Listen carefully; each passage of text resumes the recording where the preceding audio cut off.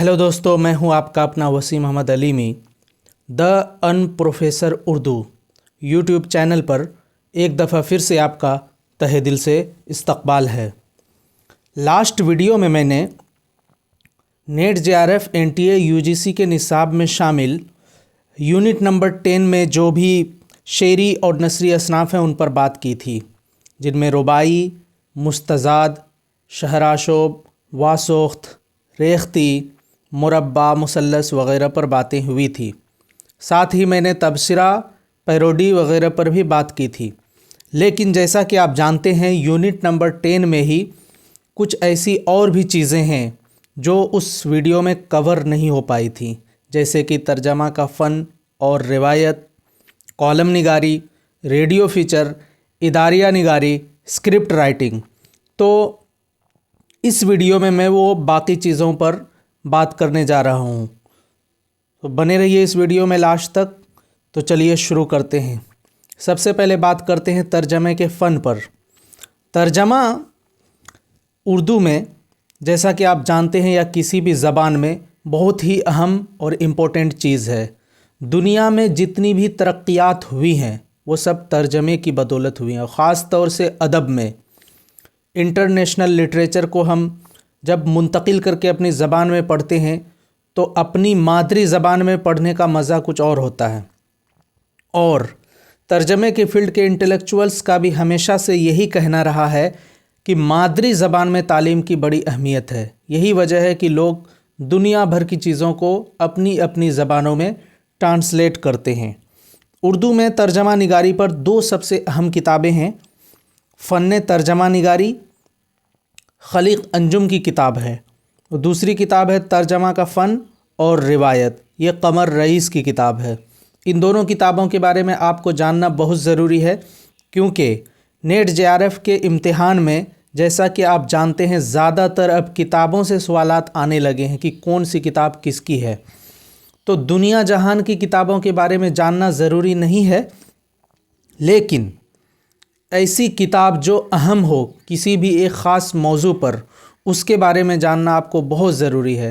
जैसे कि मैंने लास्ट वीडियो में आपको बताया कि रुबाई से मुतल्लिक़ शम्सुर रहमान फ़ारूक़ी की किताब चार सिमत का दरिया बहुत मशहूर है, और रुबाई की जब बात आएगी तो उस किताब की बात ज़रूर होगी, तो उसके बारे में आपको जानना ज़रूरी है।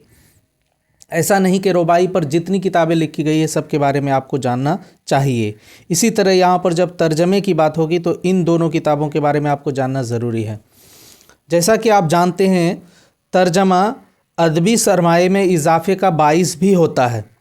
तर्जमा की अगर टेक्निकल की बात करें तो इसमें दो ज़बानों का होना ज़रूरी है। एक वो ज़बान जिससे आप तर्जमा कर रहे हैं, और दूसरी ज़बान जिसमें आप तर्जमा कर रहे हैं। तो जिससे तर्जमा कर रहे हैं उसे सोर्स लैंग्वेज कहा जाता है, उर्दू में उसे असासी ज़बान कहेंगे। और जिसमें तर्जमा कर रहे हैं उसे टारगेट लैंग्वेज कहा जाता है, उर्दू में उसे हदफ़ी ज़बान कहेंगे। जैसे कि अगर आप ओ हेनरी की कोई कहानी अंग्रेज़ी से उर्दू में तर्जमा कर रहे हैं तो ओ हेनरी की जो ओरिजिनल कहानी इंग्लिश में है वो है सोर्स लैंग्वेज, और जिसे आप उर्दू में मुंतकिल कर रहे हैं उर्दू है टारगेट लैंग्वेज। तो मुतरजिम के लिए दोनों ही ज़बानों का जानना ज़रूरी है। ये तर्जमे के फ़न पर बात हो रही है। मुतरजिम के लिए दोनों ही ज़बानों का जानना ज़रूरी है, लेकिन जो सोर्स लैंग्वेज है उसमें मुतरजिम लिखता नहीं है। लिखता किस में है? टारगेट लैंग्वेज में।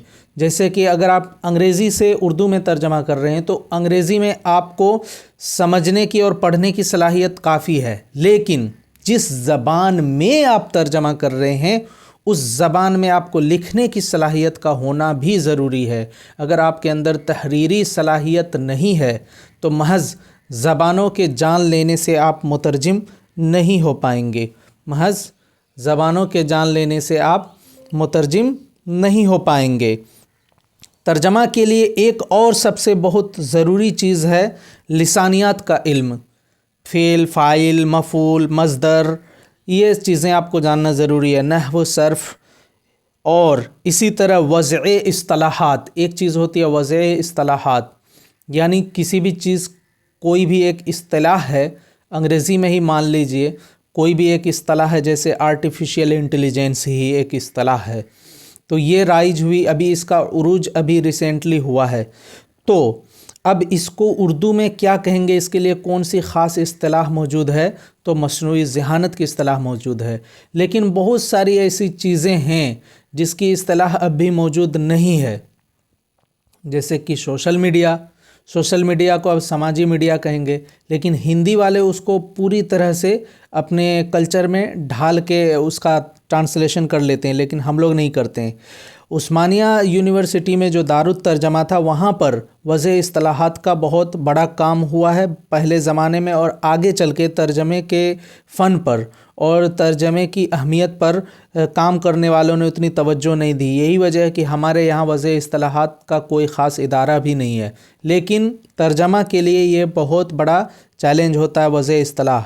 अभी मैं farmer chief election commissioner doctor SY Qureshi की किताब the population myth, Islam, family planning and politics in India का उर्दू में तर्जमा कर रहा था उनकी इजाज़त से।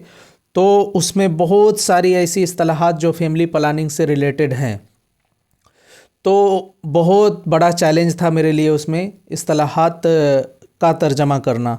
तो टेक्निकल अगर ट्रांसलेशन की बात करें तो वज़े इस्तिलाहात एक अहम चैलेंज है।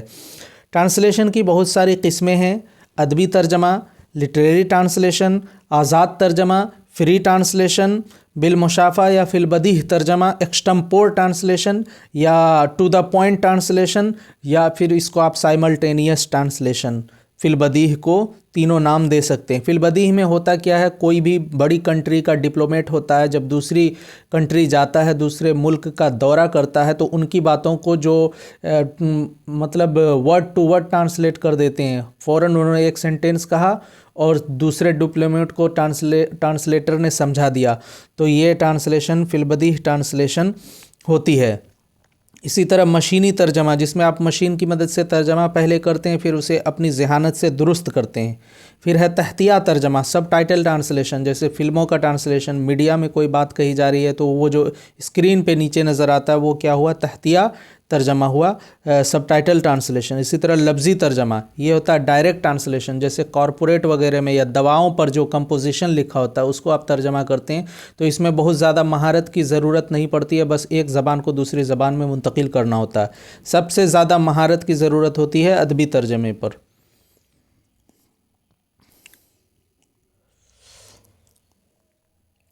अब चलिए तर्जमे की रिवायत पे बात कर लेते हैं। किस पे बात करेंगे, तर्जमे की रिवायत पे। उससे पहले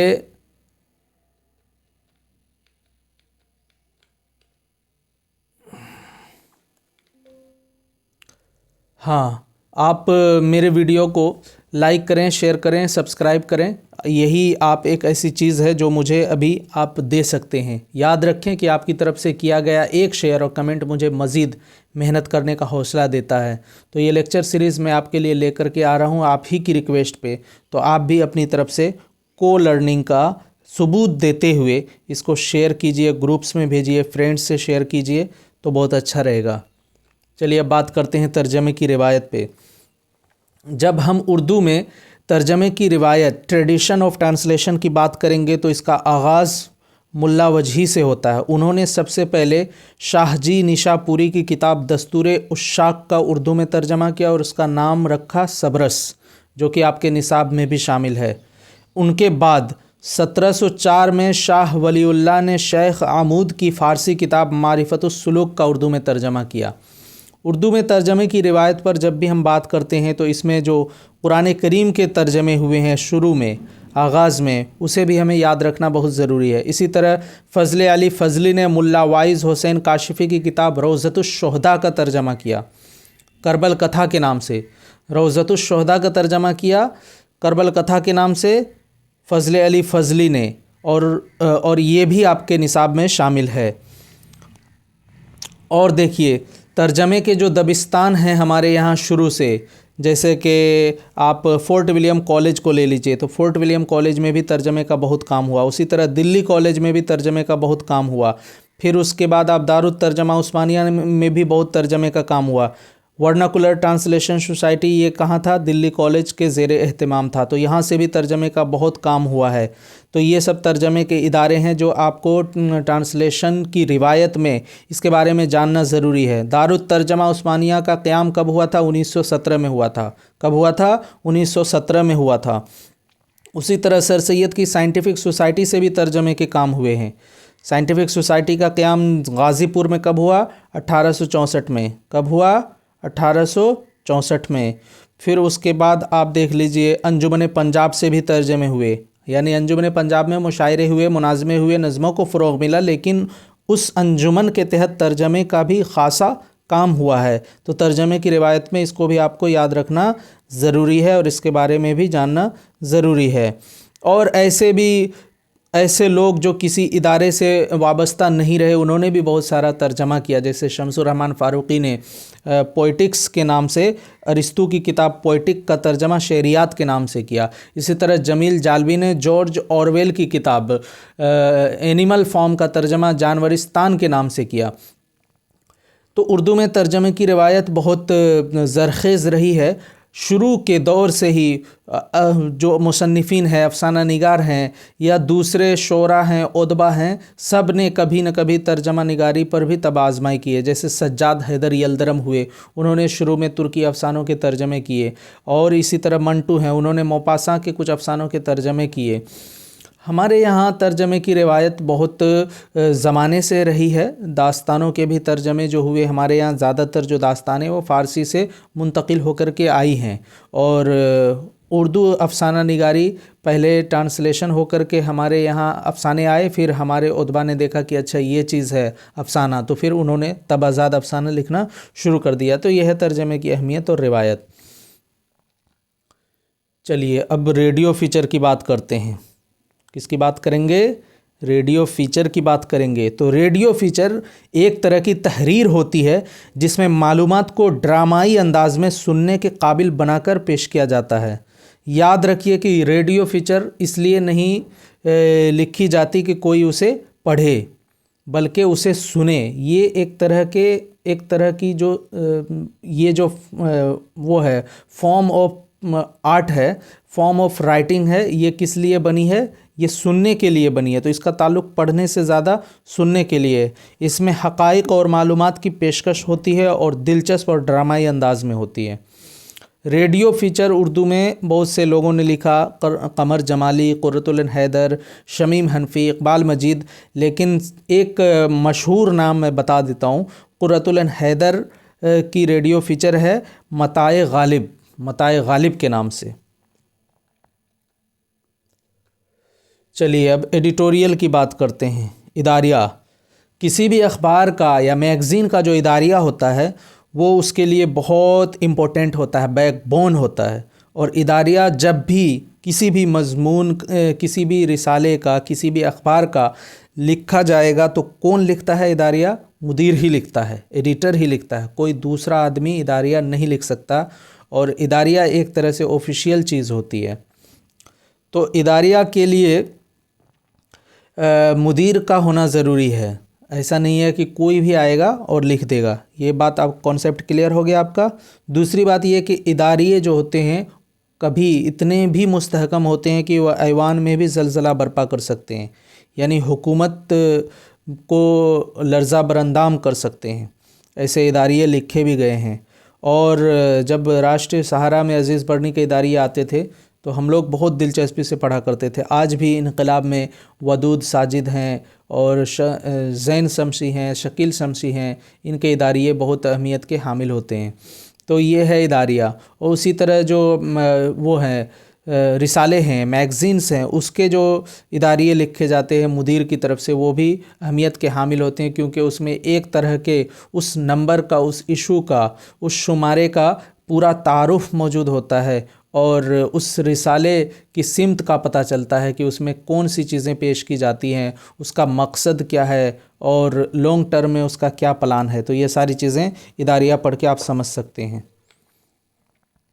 चलिए अब कॉलम निगारी की बात करते हैं। कॉलम निगारी भी सहाफ़त से ताल्लुक़ रखने वाली चीज़ है। कॉलम का ताल्लुक़ भी अखबार से ही होता है। तो اخبار میں شائع ہونے والی کسی ماہر تجربہ کار کی تحریر کسی ایک خاص موضوع پر ہو تو اسے کالم کہتے ہیں. جیسے کہ ہمارے استاد محترم پروفیسر شہزاد انجم انقلاب میں پاسباں مل گئے کعبے کو صنم خانے سے کے عنوان سے کالم لکھتے تھے. تو اس عنوان سے ہی آپ سمجھ گئے کہ اس میں ایسے مصنفین کی بات ہوگی جن کا تعلق مذہب اسلام سے نہیں ہے لیکن پھر بھی وہ اردو کی خدمت کر رہے ہیں. تو آپ کے کالم کے عنوان سے ظاہر ہو جاتا ہے. ہمارے یہاں بہت سے مشہور کالم نگار پیدا ہوئے جن میں مصطبیٰ حسین کا نام بہت آگے چل کے بہت مشہور ہوا، کیونکہ انہوں نے ایک نئی چیز ایجاد کی کہ کالم میں بھی طنز و مزاح کو شامل کیا. تو اس طرح سے انہوں نے کالم میں ایک نیا انوویشن کیا اور ان کی وجہ سے کالم نگاری کو ایک نئی جہت، نئی رفتار ملی. تو کالم نگاری بھی جرنلزم سے تعلق رکھنے والی چیز ہے. تو یہ آپ اتنا سمجھ سکتے ہیں کالم کے بارے میں. چلیے اب بات کرتے ہیں اسکرپٹ رائٹنگ کے بارے میں. اسکرپٹ رائٹنگ یعنی منظر نامہ. کسی بھی فلم کا جو منظر نامہ ہوتا ہے وہ اس کے ڈائلاگ سے الگ ہوتا ہے. ڈائلاگ یعنی مکالمہ کو آپ منظر نامے سے کنفیوز نہیں کرنا. مکالمہ الگ چیز ہے. مکالمہ وہ ہے جو کرداروں کی زبانی بیان ہو، لیکن اسکرپٹ یعنی منظر وہ ہے کہ کردار بیان نہیں کرے بلکہ مناظر سے بات ہو جائے. یعنی ایسی منظر کشی کی جائے کسی چیز کی کہ کوئی کچھ بولے بھی نہیں اور میسیج کنوے ہو جائے. جیسے کہ ستیجیت رے ہیں، Bengali writer, short story writer ہوئے ہیں اور فلم ڈائریکٹر بھی ہیں. تو ان کی فلموں کی خصوصیت یہ ہے کہ وہ اسکرپٹ سے ہی بہت زبردست میننگ پیدا کر دیتے تھے. خاص طور سے پہلی سین میں بہت زبردست میننگ پیدا کر دیتے تھے.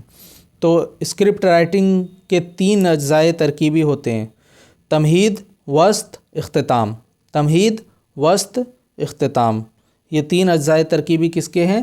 اسکرپٹ رائٹنگ کے ہیں. اسکرپٹ رائٹنگ کا تعلق صرف فلموں سے نہیں ہے. آپ اگر اپنی کتاب پہ یا کسی واقعہ پہ، سیاسی واقعہ پہ ڈاکومنٹری بنا رہے ہیں تو اس کے لیے بھی جو چیز لکھی جاتی ہے وہ بھی کیا ہے؟ اسکرپٹ رائٹنگ ہے. تو لفظوں سے منظر کشی کا نام اسکرپٹ رائٹنگ ہے. سپوز کیجئے کہ اسکرین پہ آپ کو کچھ نہیں نظر آ رہا، کوئی کردار نہیں ہے، لیکن ایک بڑا سا ریگستان ہے، ہوائیں چل رہی ہیں، پتے اڑ رہے ہیں، اور وہاں پر جب دھول صاف ہوتی ہے تو آپ کو نظر آتا ہے کہ بے شمار لوگ مرے پڑے ہیں. تو اس سے ایک میسیج کنوے ہو جائے گا. تو اس کو کوئی بیان نہیں کر رہا ہے لیکن جو نظر آ رہا ہے آپ کو، اس سے آپ سمجھ جا رہے ہیں کہ رائٹر کیا کہنا چاہ رہا ہے. تو وہ بھی لکھا جاتا ہے پہلے، پھر اس کو فلمایا جاتا ہے. تو یہ ہے اسکرپٹ رائٹنگ کی اہمیت.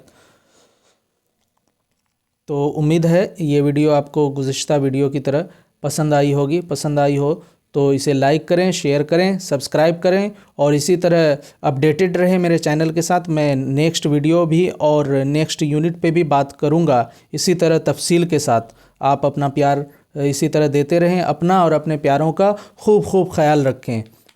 اور اگر آپ نیٹ جے آر ایف کی تیاری کر رہے ہیں تو آپ میری کتاب کلیات ادب بھی لے سکتے ہیں. کلیات ادب نیٹ جے آر ایف کے لیے اس لیے بھی ضروری ہے کہ یہ گائیڈ نویسی کے اصول سے، فن سے ہٹ کر لکھی ہوئی کتاب ہے. یعنی اس میں اتنی محنت کی گئی ہے کہ آپ کو پڑھ کے لگے گا نہیں کہ یہ کوئی گائیڈ بک ہے، بلکہ ایک کسی PhD کے مقالے کی طرح آپ کو لگے گا. اس میں جتنے بھی شامل نصاب افسانوی مجموعے ہیں سب کی تلخیص ہے، تمام ڈراموں کی تلخیص ہے، سفر ناموں کی تلخیص ہے، اور 300 ڈائریکٹ کوسچن آنسرز ہیں، اور پھر آپ یاد رکھنے کی زبردست ٹرکس ہیں، ترکیبیں ہیں 150 کے آس پاس. اس طرح سے یہ کتاب اپنے آپ میں بالکل الگ ہے JRF کے لیے اور بہت ہی کم قیمت میں دستیاب ہے. لنک ڈسکرپشن باکس میں موجود ہے، میرا نمبر ہے. آپ اگر یہ کتاب حاصل کرنا چاہتے ہیں تو واٹس ایپ پہ رابطہ کیجئے. انشاءاللہ جب آپ یہ کتاب آپ کو دستیاب ہوگی تو آپ دیکھ کر کے بالکل خوش ہو جائیں گے، اور جیسا کہ دوسرے لوگوں کا ریویو اور فیڈ بیکس رہا ہے، آپ کا بھی ایک پوزیٹیو فیڈ بیک اس کتاب کے بارے میں بن جائے گا. تو چلیے اسی پر آج کی ویڈیو کا اختتام کرتے ہیں. اللہ حافظ.